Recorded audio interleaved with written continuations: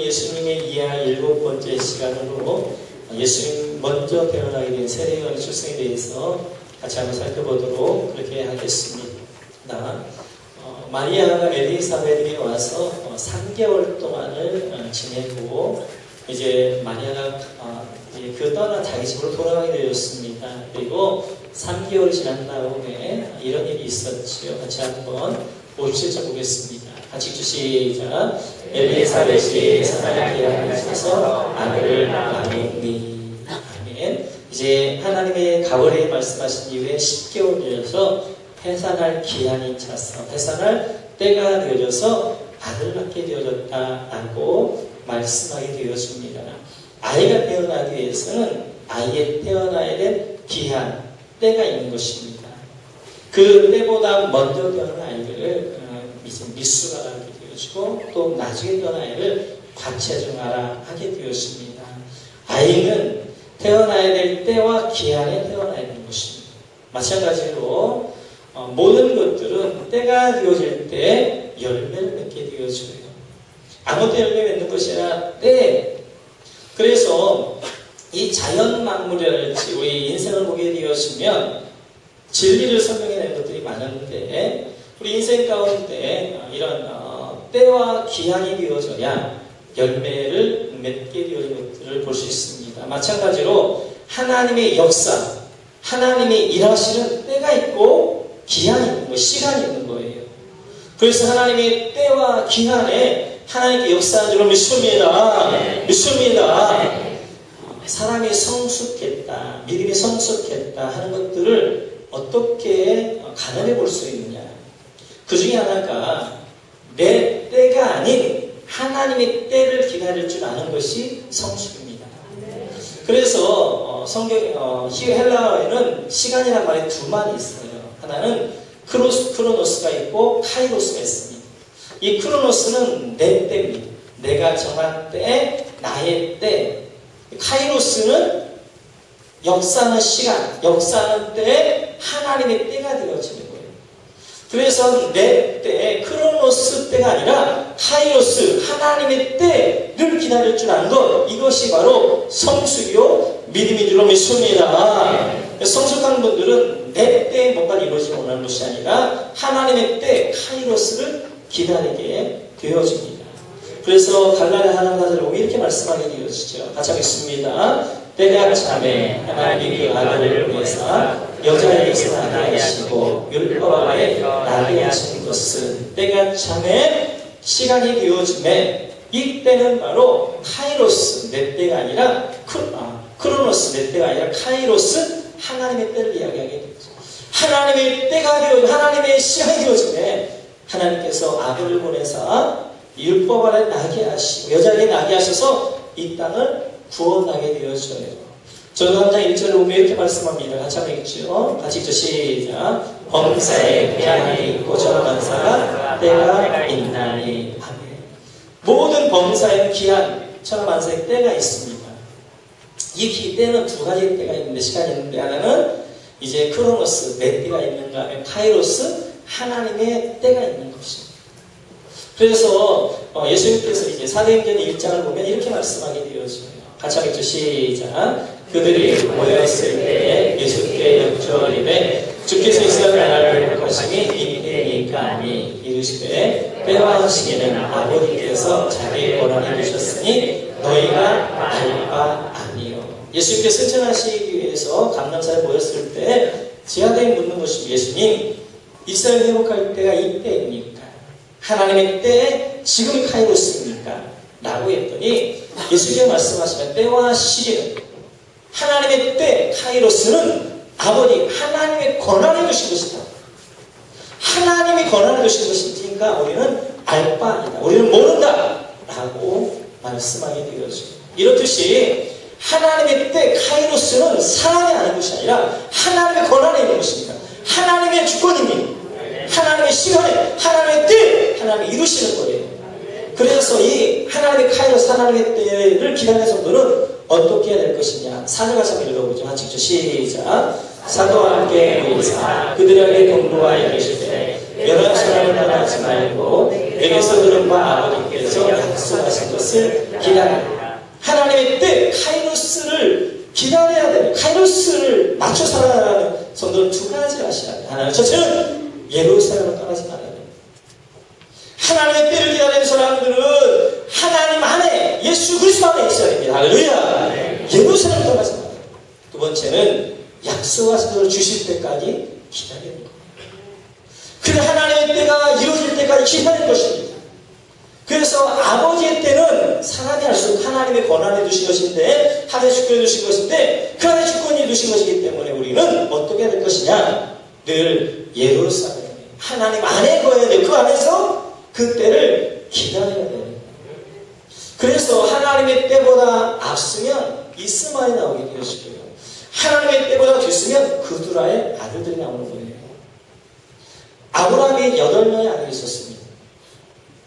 85세에 아들 이제 이스마엘 낳게 되어지고요. 그리고 아브라함의 100세에 이삭을 낳게 되어지고, 그 후에 후처를 얻었는데 그두라의 아들 6명이 있었어요. 우리 한번 창세기 25장을 보시겠어요? 창세기 25장 같이 시작. 아브라함이 후처를 맞이하였으니 그 이름은 그두라라. 그가 시므란과 욕산과 무단과 미단과 이스박과 수아를 낳고, 아브라함이 이렇게 후처가 그두라 있으니 6명의 아들을 낳게 되었어. 하나님의 때 이삭 이때까지 기다려야 되는데 기다리지 못하고 낳은 아들이 이스마엘이 되어진 거예요. 그 때를 지나서 낳은 아들들이 그두라의 아들들이 되어진 것입니다. 이렇듯이 우리 모두 하나님의 때까지 기다릴 줄 믿습니다. 하나님의 때에 열매를 맺어야, 그때 이루어져야 이삭이라는 열매 맺게 되고 아들을 낳게 되겠습니다. 그래도 때가 지나면 괜찮아요. 그런데 앞서게 되어지면, 그 하나님 때가 앞서게 되어지면 이스마엘을 낳게 되어지는 거예요. 이스마엘이 그들의 아들들은 훨씬 낫습니다. 지금까지도 이스마엘의 아들들은 아람이 되어져가지고 이스라엘과 대결하고 있게 되어진 것을 볼 수 있어요. 이렇듯이 하나님의 때는 하나님의 권한을 주신 것이기 때문에 우리는 알 수 없지만, 그때까지 우리는 그래서 어떻게 하나님 안에서 기다리는 거예요. 기다리면 하나님께서 이삭을 알려주신 것처럼 알려주신 그때를 알려주신 것입니다. 그래서 이렇게 하나님의 때와 권한은 하나님의 영역을 주셨는데 왜 그러셨느냐? 전도를 보면 이렇게 말씀하게 되어져 3장 한번 보시겠습니다. 같이 시작.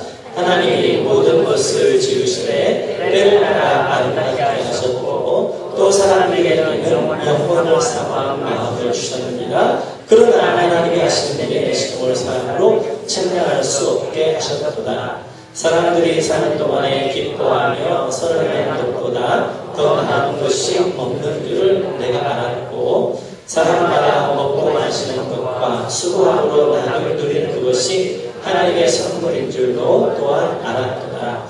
하나님께서 행하시는 모든 것은 영원히 있을 것이라 그 위에 더할 수도 없고 그것에서 덜할 수도 없나니, 하나님이 이같이 행하심은 사람들이 그 앞에서 경배하게 하려 하심인 줄을 내가 알았도다. 14절 보니까 하나님의 때에 더할 수도 없고 덜할 수도 없어. 하나님의 권한에 있는 하나님의 때, 이 카이로스의 사람이 더할 수도 없고 덜할 수도 없는 것입니다. 그렇다면 왜 이렇게 11절에 보니까 하나님의 때를 하나님의 권한에 두셨느냐 보니까, 때를 따라 하나님이 아름답게 하셨다는 것입니다. 하나님의 카이로스의 아름답다, 하나님 보시기에 좋았다, 토부, 선하다, 하나님의 때에 이루어진 것만 아름다운 줄 믿습니다. 토부인 줄 믿습니다. 하나님의 선인 줄 믿습니다. 그래서 하나님의 때를 따라 아름답게 하셨어요. 오늘 이 자리에 여러분 있게 하셔서 하나님 줄 믿습니다. 이 자리에 아름답기 때문에 하나님 여러분 이 자리에 있게 하셨어요. 그러시면서 뭐라고 말씀하고 있냐면, 사람으로 일의 시종을 증명할 수 없게 하기 위해서. 왜 하나님의 칼에서 하나님의 권한을 주셨느냐? 사람이 증명할 수 없게, 사람이 모르게 하기 위해서 그랬다는 것입니다. 왜냐하면 하나님의 칼로서 사람이 알면 행복한 것이 아니라 때때로 참 불행해집니다. 여러분, 죽어야 되는 시간들을 하나님이 여러분이 알려주셨다고 해봐요.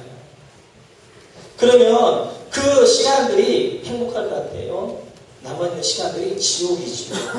나는 언제 어느 시간에 죽을 터인데 늘 죽음만 갈 거잖아요.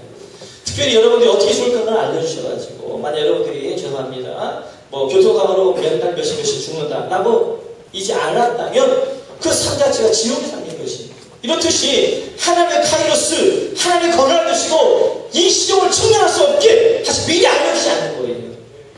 두 번째 보니까 14절에 보니까 이렇게 말씀하게 되었습니다. 하나님의 때를 미리 알려주지 않는 이유는 하나님을 경외하게 하려 합니다. 하나님을 바라보게 하려 합니다. 시종의 때를 알지 못하니까 하나님의 카이로스를 알지 못하게 사람이 하나님을 바라보는 거예요. 하나님을 경외하고 기다리는 거예요. 하나님의 때가 언제 이르고 하나님을 기다리고 그 앞에 있는 것입니다. 만약 사람이 하나님의 카이로스를 알려주시면 사람은 하나님을 바라보는 것이 아니라 시간만 바라볼 것입니다. 그래서 사람으로 그 시종을 하나님의 때를 알지 못하게 하시고 하나님의 권한에 두셨던 것들을 볼 수 있어요. 그래서 우리는 하나님의 때를 모르고 우리는 어떻게 될 것이냐? 하나님 안에서 기다리는 것밖에 없어요. 그 신앙이란 기다림입니다. 신앙이란 기다림이다. 많은 경우 기다림이 못돼가지고 일을 그르치는 경우가 너무너무 많습니다. 기다리시고 때 전보다 때 후에 하는 게 훨씬 더 낫습니다. 더 낫지만 하나님 때에 하는 걸 가져주지만 하나님 때를 놓쳤다 그 뒤에 하는 것이 그 전에 하는 게 훨씬 낫게 되어져요. 그런데 우리가 많이 못 기다려요. 그래서 우리 모두는 하나님의 때 카이로스를 기다리기 위해서는 먼저 하나님 안에 거할 줄 믿습니다. 하나님 안에 거하면 하나님의 때를 기다리는 여러분 되시기를 주님의 이름으로 축원합니다. 누가복음 1장을 보면 누가복음 1장은 긍휼장이다 라고 이야기할 수 있습니다. 왜냐하면 누가복음 1장에 가장 많이 나오는 단어가 긍휼이라는 단어입니다. 우리 같이 한번 읽어볼까요? 누가복음 1장 58절에 같이 읽듯이 이웃과 친족이 주께서 그를 크게 긍휼히 여기심을 듣고 함께 즐거워하더라. 하나님께서 엘리사벳을 긍휼히 여기심을 듣고 함께 기뻐했다 라고 말씀하게 되었죠. 하나님 엘리사벳을 긍휼히 여기셨습니다. 그 다음 보실까요? 72절 같이 읽죠. 시작. 우리 조상을 긍휼히 여기시며 그 거룩한 언약을 기억하셨으니 72절에는 우리 조상 하나님께 이스라엘을 긍휼히 여기셨다라고 말씀하게 되어져요. 우리가 78절 같이 한번 읽어볼까요? 같이 읽죠. 시작. 이는 우리 하나님의 긍휼로 아니라 이로써 듣는 내가 위로부터 우리에게 임하여 하나님의 긍휼로 하나님의 긍휼로 우리에게 임하였다. 그래서 위로부터 우리에게 돋는 해가 비쳤다라고 고백하고 있습니다. 이런 뜻이 누가복음 1장 긍휼이라는 단어가 3번 나오게 되어져. 뿐만 아니라 긍휼과 같은 의미의 단어가 많이 나오게 되어지는데요. 긍휼과 같은 단어가 바로 돌보셨다, 방문하셨다. 이게 하나님의 긍휼과 같은 단어입니다. 그래서 하나님께서 그 백성들 긍휼히 계셔서 돌보셨고 그들을 방문하셔서 찾아오셨고 그렇게 말씀하게 되어서 같이 한번 읽어볼까? 1장입니다. 55절 같이 읽죠. 시작. 주께서 나를 돌보시는 날에 사람들 앞에서 내 부끄러움을 없게 하시려고 이렇게 하시리라 하더라. 아멘. 마리아의 고백입니다. 주께서 나 마리아를 돌보시는 날에 긍휼히 여기시는 날에 방문하시는 날에 내 부끄러움 없게 하셨다고 말씀하게 되어져요. 그 다음에 읽어볼까요? 같이 48절과 시작. 그의 여종의 비천함을 돌보셨습니다. 호랑이집 이르는 만세의 날을 복이 있다 일컬 누리로다. 여기서도 여종 마리아 여종의 비천함을 돌보셨다. 하나님께서 나의 비천함을 돌보셔서 긍휼히 계셔서 나를 방문하셔서 나를 이제 만세 복 있는 여자로 만들어주셨다라고 고백하게 되어져요. 계속 한번 볼까요? 68절 같이 읽죠. 시작. 찬송하리로다 주 이스라엘 하나님이여 그 백성을 돌보사 선양하시며. 그 백성을 돌보사 그 백성을 긍휼히 여기사 선양하셨고 그 백성을 긍휼히 여기사 돌보사 방문하셨다라고 말씀하게 되어져. 이런 뜻이 누가복음 1장에 보면 긍휼히 여기셨다, 돌보셨다, 방문하셨다 이런 이야기가 많이 나옵니다. 누가복음 1장은 긍휼장이에요. 그런데 누가복음 1장의 주인공이 두 명입니다. 바로 엘리사벳과 마리아가 되어져요. 근데 이 하나님이 누구를 긍휼히 여기셨느냐? 본문을 계속해서 보게 되어지면 엘리사벳과 마리아를 긍휼히 여기셨어요. 그런데 엘리사벳과 마리아라는 여인의 특징이 있어요. 그 특징은 바로 아이를 뵌 여인이라는 거예요. 아이를 뵌 여인, 이 땅에 일어나는 모든 만사, 그리고 성경에 나오고 있는 그 성막과 모든 것들은 다 예표적인 거예요. 하나님의 진리를 설명해내는 일들이에요. 아이를 뵌 여인, 여인이라는 것은 성경에서 이제 사람을 가리키고 교회를 가리키기도 하고 사람을 가리키기도 해요. 근데 사람인데 그 사람이 뭔 사람이냐? 아이를 뵌 사람이란 말이에요. 그 태에 생명이 있는 사람이란 말이에요. 마찬가지로 이 아이를 뵌 여인은 누구를 가리키느냐? 바로 사람인데 어떤 사람? 아이를 뵌 바로 그 태 안에 생명 있는 바로 그 영혼 안에 진리가 있는 말씀이 있는 그리고 예수 생명 있는 사람을 가리키게 되었을 거예요. 오늘 누가복음 1장을 보게 되면 하나님의 긍휼이 누구에게 임하느냐? 엘리사벳과 마리아에게만. 이 엘리사벳과 마리아는 아이 뵌 여인이었어요. 마찬가지로 이 시대 가운데 하나님의 긍휼함과 하나님의 돌보심과 하나님의 방문하심이 누구에게 임하게 되어지느냐? 그것은 바로 아이 뵌 여인인 것처럼 바로 그러나 예수 생명을 배고 그 안에 진리가 있고 그 안에 말씀이 있는 하나님의 백성에게 하나님의 긍휼인 줄 믿습니다. 네. 그래서 여러분들은 하나님의 긍휼의 백성이에요. 하나님의 긍휼을 받고 있는 것입니다. 바로 생명이 있는 진리가 여러분 가운데 있는 여러분 모두가 하나님의 긍휼의 백성인 줄로 믿습니다. 네. 그러면 하나님의 긍휼이 어떻게 임하느냐는 것이죠. 우리 한번 48절 같이 한번 읽어볼까요? 같이 한번 같이 시작. 그의 여드름에 비천함을 돌보셨습니다. 보라 이제로는 많은 세대를 복이 있다 일컬으리로다. 아멘. 하나님의 긍휼이 어떻게 임하느냐 보니까 그의 여종 마리아의 비천함을 돌보셨다. 방문하셨다. 비지트 그렇게 말하게 되었습니다.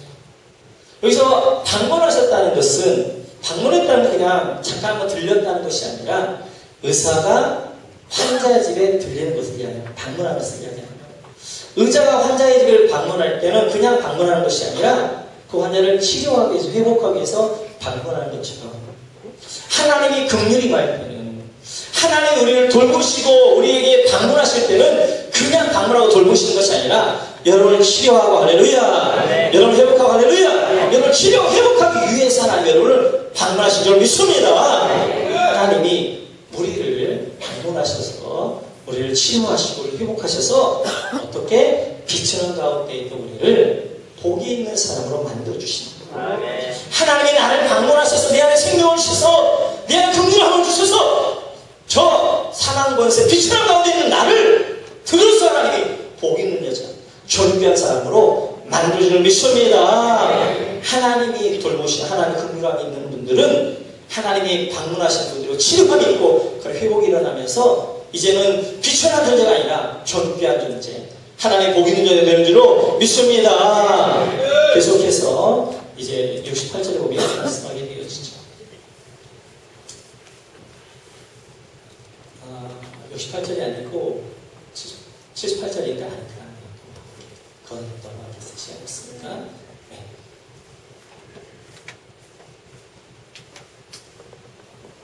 아니 그거 말고 제가 78절 시작. 이는 우리 하나님의 긍휼로 인하여 이룰 수 없는가 이로부터 우리에게 임하여 어둠과 죽음의 궤에 앉은 자에게 그치고 우리 발을 평화의 위로 인도하시리라 하니라. 두 번째 하나님의 긍휼이 임하는 사람이라는 축복은 바로 오늘 보니까 하나님의 긍휼로 인함이라. 이래서 어떻게 하면 돋는 해가 위로부터 우리에게 비친다. 임하라. 라고 말씀하게 되었습니다. 하나님의 긍휼, 하나님의 방문하신 하나님 돌보신 분들은 하나님의 돋는 해, 하나님의 영광이 그 삶 가운데 임하는 것입니다. 하나님의 영광에 79절에 보니까 어둠과 죽음의 그들이 물러나고 할렐루야. 해가 떠오르게 되었으면 어둠 물러나게 되어져 있는 거예요. 내 삶 가운데 어둠이 있고 그들이 있었는데 하나님이 방문하신 하나님 나를 돌보시고 하나님의 긍휼이 임하시게 되어지면 의로운 해가 영광의 달이 비치게 되어지니까 내 안에 있는 어둠은 물러가고 할렐루야. 그놈 따라 할렐루야. 인도하신다라고 말씀하게 되어죠. 이렇듯이 하나님이 긍휼히 여기는 사람, 하나님을 방문하시고 돌보시는 사람에게는 두 가지의 은혜가 있는데 그를 방문하여서 치료하여 주시고 그를 회복하여 주심으로 말미암아 귀천의 자리에서 존귀의 자리, 할렐루야, 복 있는 자리에 인도하여 주시는 축복을 얻게 되어지고 하나님이 돌보시고 방문한 사람에게는 의로운 해, 돕는 해, 하나님의 영광이 그 사람이 주시고 말미암아 그 사람 가운데 있었던 어둠이 물러가고 할렐루야, 그들이 물러가고 할렐루야, 내 가운데 있던 약한 것들이 물러가고 그리고 평화의 길이 활짝 열리는 것입니다. 여러분 모두에게 하나님의 긍휼이 마음으로 말미암아 여러분의 치료가 일어나 할렐루야, 삶의 치료가 일어나 할렐루야, 뿐만 아니라 하나님의 영광이 비치고 말미암아 여러분 가운데 어둠은 사라지고 그들은 떠나고 하나님의 영광이 임하게 되어지고 평강으로 인도해 주시는 축복 있기를 주님의 이름으로 축원합니다. 계속해서 이렇게 해서 이제 아이를 낳게 되었어요. 그리고 8일 만에 아이를 할례를 해야 되는데 이 할례를 할 때는 그 아이의 이름을 부르면서 아이를 축복하는 것입니다. 그래서 이 할례 때는 온 친척들이 다 모여서 그 아이를 축복하는 거예요. 근데 이제 이 아이를 축복해야 되는데 이 아이의 이름이 없잖아요. 그러니까 친척들이, 그러면 우리 친척들 중에서, 우리 조상들 중에서 정말 본받을 만한 이 아이가 그렇게 살았으면 좋겠다는 인물이 누군가 살펴봤더니 그의 아버지 사가랴입니다. 그의 아버지 사가랴가 의인이었고 남들이 보기에도 이 아들이 그 아버지 사가랴처럼 살았으면 좋겠다라고 해서 친척들은 사가랴라고 이름을 짓자라고 한 것입니다. 그렇게 마음을 먹었는데 이제 그 아이의 엄마가 되어진 엘리사벳은 아니라는 것입니다. 요한이라고 해야 된다는 것입니다. 근데 친척 가운데 요한이라는 이름이 없는 거예요. 그래서 이제는 이 이야기를 이제 사가랴 가져가겠죠. 사가랴가 이렇게 이야기하죠. 같이 한번 읽어볼까요? 네. 63절 시작. 그가 서판을 발라하여 그 이름을 요한이라 했음에 다 놀랍게 여기라. 그래서 요한이 서판을 이제 조르카가 안에 뭐냐면 요한, 존 그렇게 이름을 쓰게 되어진 거예요. 그래서 이 아이 이름이 요한이 되어졌어요. 근데 이때 이렇게 이름을 짓고 나니까 놀라운 일이 벌어진 것이에요. 64절로 이런 일이 벌어집니다. 같이 읽죠. 시작. 이에 그 입이 곧 열리고 혀가 나비며 말을 하여 하나님을 찬송하니. 요한이라는 이름을 딱 짓는 그 순간 이 세례 요한, 이 사가랴가 귀가 막히고 혀가 맺히고 입이 닫혔던 그가 입이 열리고 혀가 풀리면서 말을 하면서 하나님을 찬양하게 된 것입니다. 그러면 그 전에 이 사가랴가 왜 입이 닫혔느냐는 것이죠. 우리 한번 1장 같이 한번 읽어볼까요? 같이 시작. 사가랴가 천사에게 이르되 내가 이것을 어떻게 알리요? 내가 늙고 아내를 낳으니까 많으니이다. 천사가 대답하여 이르되 나는 하나님 앞에 서 있는 가브리엘이라 이 좋은 소식을 전하여 내게 말하라고 보내심을 받았노라. 보라 이 일이 되는 날까지 네가 말 못하는 사람이여 너희 말을 못하니 이는 네가 내 말을 믿지 아니함이거니와 때가 이르면 내 말이 이루어지리라 하더라. 가브리엘이 천사가 와서 이제 카가를 이해한 것입니다. 네 안에 엘리사벳이 아이를 가졌고 그 아이 이름을 요한이라 하라. 그런데 18절에 보니까 사가가 뭐라 말하냐면 어떻게 믿을 수 있습니까? 못 믿습니다. 부시랑 나가게 되어지는 거예요. 그랬더니 20절에 보니까 이렇게 이야기하게 되어있어요. 천사가 그러면 앞으로 너는 말 못하는 양일 것이다. 그래서 불순종할 때 그 입이 닫혔고 혀가 매였던 것들을 볼 수 있습니다. 이렇게 불순종할 때 이제 입이 닫혔고 귀가 닫히고 그리고 혀가 이제 맺혔어요. 다시 이 사가랴가 하나님 앞에서 순종함으로 그 아들 이름을 사가랴 짓지 않냐고 요한이라. 그 당시 모두 귀를 다 거스리고 하나님의 말씀만 오직 순종함으로 요한이라 이름을 시켜드릴 때 그 사가랴의 입이 열리고 할렐루야, 혀가 풀리고 할렐루야, 귀가 열리고 말하게 되었고 듣게 되었던 것들을 볼 수 있습니다. 이렇듯이 우리의 삶 가운데 우리의 삶도 마찬가지입니다. 우리의 삶에 뭔가 매여있는 것이 있거나 뭔가 닫힌 것이 있다면 우리는 뭘 점검해? 이걸 점검해 보셔야 돼요. 내가 하나님 말씀에 불순종하고 있는 건 없는가? 하나님 말씀에 불순종을 알면 맺혀있고 닫혀있지는 않는가? 라는 것들을 확인하셔야 됩니다. 우리 가운데 불순종한 하나님이 우리에게 때때로 우리의 인생을 맺게 만들고요. 그리고 닫게 만들고요. 막아버리십니다. 그러므로 우리에게 깨닫게 하시는 거예요. 그리고 우리가 순종할 때 닫혔던 것도 열리고 맺혔던 것도 풀리게 되어지는 은혜가 있게 되어지는 거예요. 사랑하는 성도 여러분, 오늘 이 아침에 여러분 한번 돌아보세요. 하나님의 말씀 여러분 철저히 순종하고 있는가? 내 삶 가운데 막혀있는 건 없는가? 내 삶 가운데 닫혀있는 건 없는가? 그것은 많은 경우들 우리가 하나님의 말씀에 불순종해서 그런 경우가 많습니다. 우리는 늘 어떻게 이야기하면 하나님 열어주세요. 그러면 순종하겠습니다. 이렇게 이야기합니다. 근데 하나님 말씀하시니까 네가 먼저 순종해라. 그래 내가 열어줄 것이다. 신앙은 순서입니다. 아까 첫 번째 신앙은 뭐다? 처음에 뭐라고 했어요? 신앙은 뭐다? 기다립니다. 그렇습니다. 신앙 기다리는 거. 두 번째 신앙은 뭐다? 순서. 신앙은 순서를 잘해야 신앙이 열리는 거예요. 많은 경우 순서가 바뀌면 신앙이 절대 안 열리는 것입니다. 믿음과 이해의 순서가 있는데요. 내가 이해되어지면 믿겠다. 그러면 백날 교회를 30년, 50년 안 해도 절대로 이해가 안 됩니다. 순서예요. 내가 믿으면 이해가 되어지는 거예요. 순서입니다, 순서. 이해와 믿음 동일한데 내가 이해되어지면 믿겠다 그러면 절대 그 안에 믿음이 안 들어가는 거예요. 내가 믿으면 이해가 되어지는 거예요. 우리 인간이 전능하신 하나님, 우주에 충만하신 하나님 어떻게 다 이해할 수 있겠어요? 내가 믿으면 그 하나님의 미안해! 이해가 되어집니다. 그 신앙은 순서인데요. 믿음과 이해 가운데 내가 먼저 이해하고 믿겠다는 하는 것이야. 내가 믿으면 이해가 되어집니다. 마찬가지 순종과 열린 것도. 하나님이 먼저 열어주시면 내가 순종하겠습니다. 그러면 절대 안 됩니다. 여러분이 먼저 순종하셔야 하나님이 열어주시는 것입니다. 그래서 설교는 정보 전달이 아닌 거예요. 중요한 몇 가지를 계속해서 여러분이 세뇌시키고 훈련되어서 불시에 그때 툭툭 튀어나오게 만들어야 돼요. 그래서 그 신앙은 하나님 열어주시면 내가 순종하겠으나 내가 순종하면 열리는 것입니다.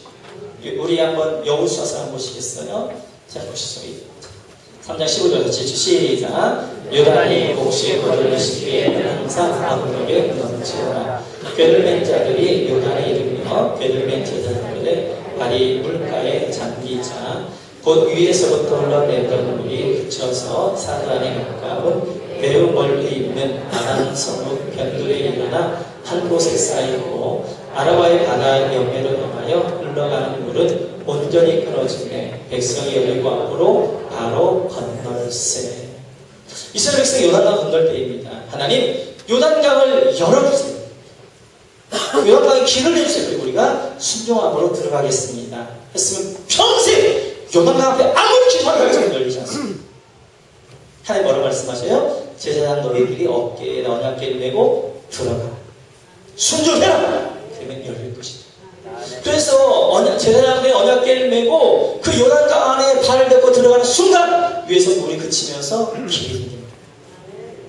신앙이 올리는 거예요.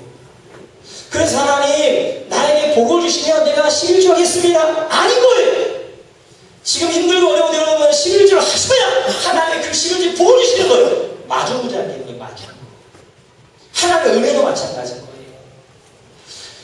우물은 그냥 우물이 위에서 밑에부터 물이 올라오는 것이 여기서 물이 들어가서 물을 끄집어 내버려. 여러분 보시면 땅과 하늘은 우리와 하나님을 이야기하게 되어지는데요. 땅은 우리입니다. 우리 인생들. 하늘은 하나님이죠. 사막과 열대우림이 있는데 사막과 열대우림 가운데 물이 필요한 것은 사막이란 말이에요. 근데 사막은 물이 안 와요. 비가 안 와요. 열대우림은 비가 필요 없는데도 매일매일 수월에 엄청난 양의 비가 오는 거예요. 왜 그러냐? 사막은 많은 풍부한 물이 있어가지고 물이 쑥이 올라가는 거예요. 그러니까 위에 다시 물 위에서 내려오는 것입니다. 근데 사막은 이 물이 안 올라가는 거예요. 그러니까 계속해서 햇볕만 내려지니까 점점 사막화가 되어서 매년마다 고비사막이나 사하사막이 10리씩 사막화가 되어지는 것입니다. 우리 신앙도 마찬가지예요. 우리 신령도 마찬가지예요.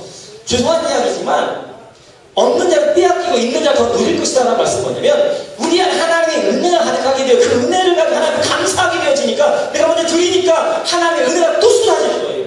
그런데 강박한 심령들은 하나님 앞에 올라가는 게 없으니까 늘 메마른 거예요. 아무리 말씀을 들어도 이 은혜는 안 되어지는 거예요. 아무리 헌신해도 아무런 감각이 없는 거예요. 왜요? 올라가는 게 없으니까. 올라가는 게 없으니까 하나님의 은혜가 안 되는 것입니다.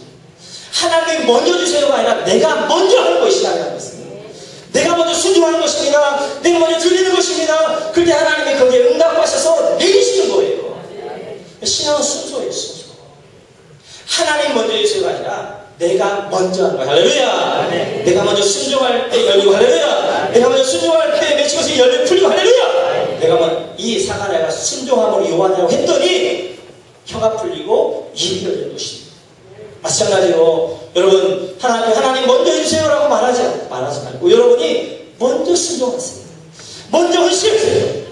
그 헌신과 순종 안에 하나님의 은혜가 임할 믿습니다. 네. 여러분 모두에게 열려주시고 있기를 주여 축원합니다. 네. 찬양하겠습니다. 열려라 에바다.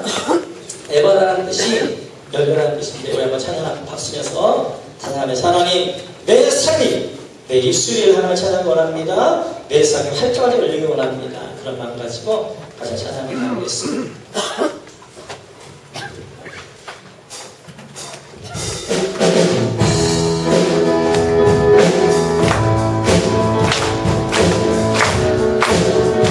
어두워진 세상 길을 어두워진 세상 길을 주님 없이 걸어가다 나의 영혼 어두워졌네. 어느 것이 길인지 어느 것이 진리인지 아무것도 알 수 없었네. 주님 없이 살아가는 모든 삶 실패와 절뿐이네. 사랑하는 나의 주님 내 영혼 눈을 보게 하소서. 열려라 에바다 열려라 눈을 보게 하소서. 죄악으로 어두워진 나의 영혼들 나의 눈을 보게 하소서. 아무것도 볼 수 없고 아무것도 할 수 없고 아무것도 볼 수 없고 아무것도 들을 수 없네. 세상에서 방황하며 이리저리 헤매이다 사랑하는 주님 만나네. 어두웠던 나의 눈이 열리고 막혔던 귀가 열리네. 답답했던 나의 마음 열리고 나의 영혼 열리네. 열려라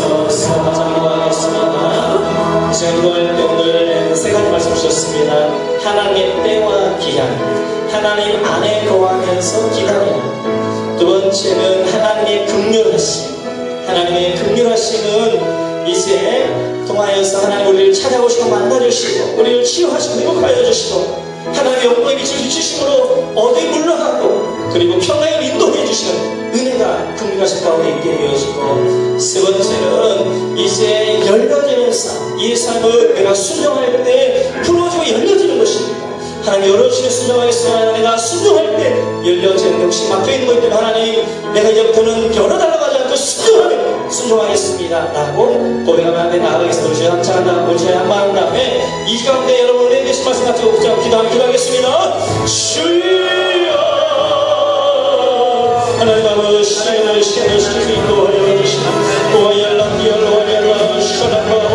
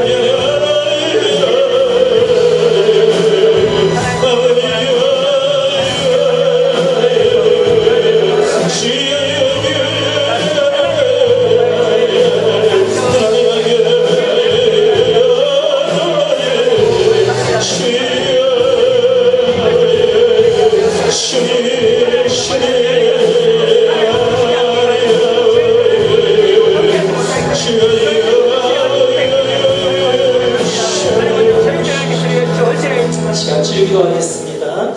성의 이름밖에 원하시고 머리에 손고 기도하겠습니다. 살아계신 아버지 하나님, 여시가 순종한 마음으로 머리에 손을 얹었습니다. 이 험난악한 세상 내 힘만 가지고 살아갈 수 없습니다. 성령으로 임재하여 주옵소서. 성령 충만하게 하여 주옵소서. 나를 통치하여 주시고 다스려 주시고 하나님만이 나의 왕이시라 고백하며 살아갈 수 있게 도와 주옵소서. 마음에 하나님 아버지의 상함을 가지고 눈물과 아픔과 상처와 염려와 근심과 무거운 짐을 가지고 나왔습니다.